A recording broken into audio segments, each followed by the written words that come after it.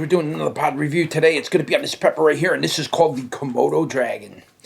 And this is supposed to be a nasty one, but we're at that time of the year where I had to bring all my plants in, and it's already mid-November, and I had to bring the plants in, so I can't show you the plant or me picking it off, but we'll just give you the pod review on this video and talk a little bit about this Komodo Dragon. This Komodo Dragon came from a seed trade from another person, and I traded them reapers, I believe, for this, and this is a great pepper. The first year it fruited. That plant that I took it off of is a second-year-old plant, so it's been growing for 2 years. Didn't flower the first year, and this year it didn't even want to flower. It didn't start flowering until like the last week of August, and we're in mid-November now. So I brought the plant in, but 90% of the plant died off at the top, so I had to pretty much cut the entire plant off. Now, as far as production at the end of the year, it did produce quite a few of these peppers. Produced a lot of them at the end. They just didn't ripen. In fact, when I dug the plant up, all the pods were still green on it, and that was roughly something like mid-October or something like that. So I already dug the plant up. Pods still weren't ripened, and I had to bring it in. Eventually, the plant did it. It went through a severe amount of shock, and all the pods and leaves started dropping, and so they ripened. Most of these ripened off of the plant, but a lot of these ripened on a plant. This is one that actually ripened on a plant. So the sugar should be pretty sweet in this one. Now, as far as the heat on these peppers, these are supposed to be really hot peppers. I don't know if they're world's hottest or anything like that. I just know that the Komodo Dragon is known for being pretty nasty. So, without any further ado, let's give it a go.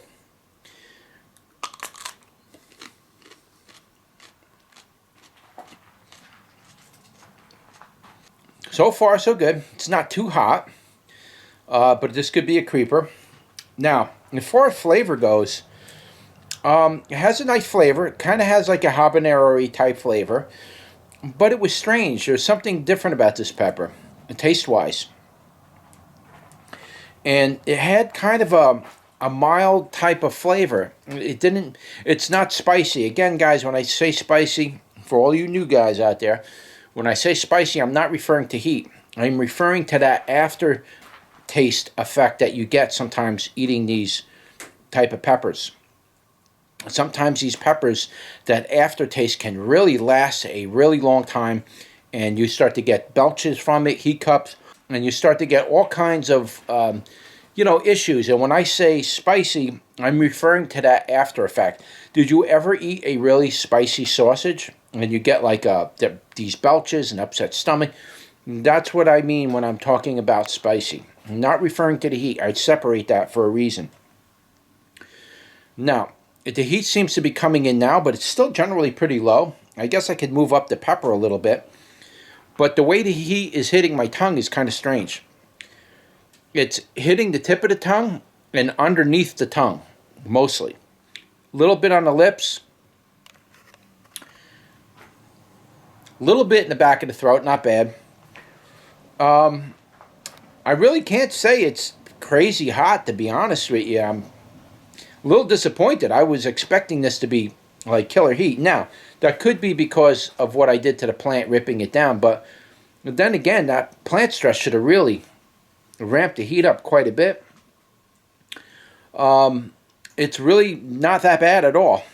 Maybe that's because I've been eating a lot of the super ultra hot peppers this year, and my heat tolerance is up higher. It could be that, but it's really not bad, to be honest with you. I've eaten hotter habaneros, to be honest with you, but it does have an interesting flavor. I'm going to take another bite to try to grab that flavor and see if we can bring the heat up a little bit.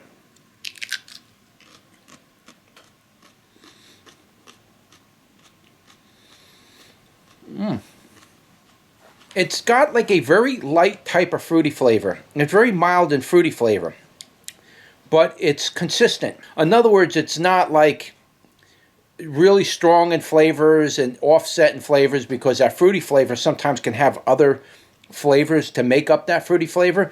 And this is consistent. It seems like the whole flavor of that fruitiness seems to be balanced, if you will. And the flavor kind of comes in, does its fruity thing, and goes away. It's a very nice pepper.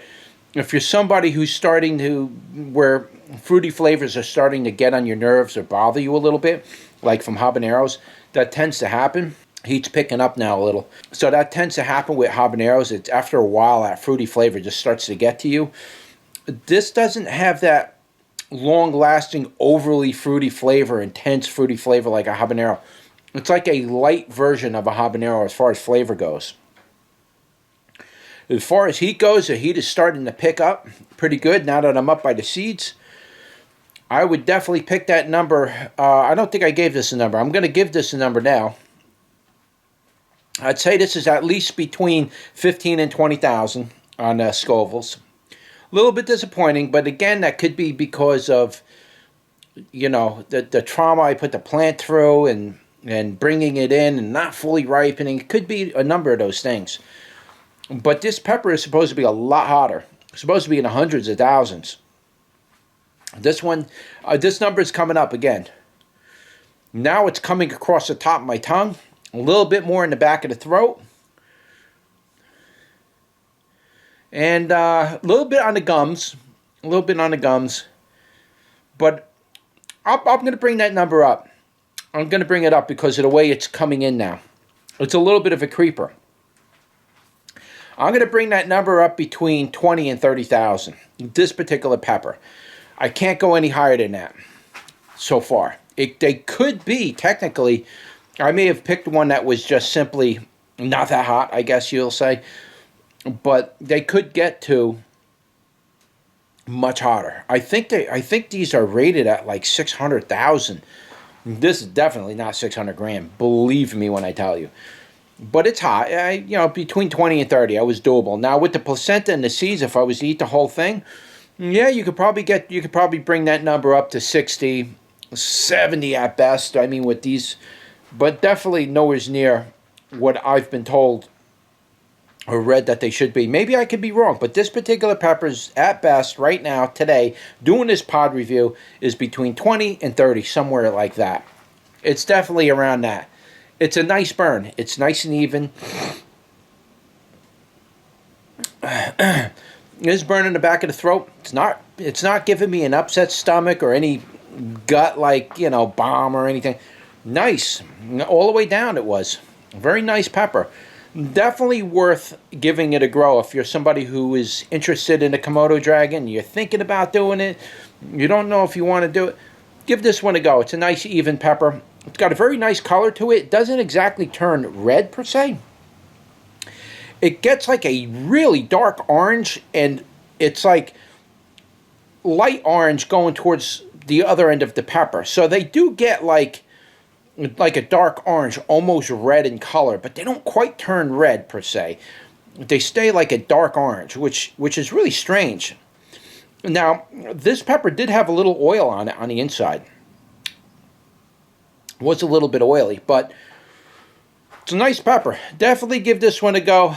And that's really all I got to say about the Komodo dragon for now. I'll put all the information down in the description and the title. You'll be able to read about it there. I'll also leave links to my website where you can pick up seeds. And that's it. And don't forget to like, share, and subscribe. And I'll see you on the next one. Take care.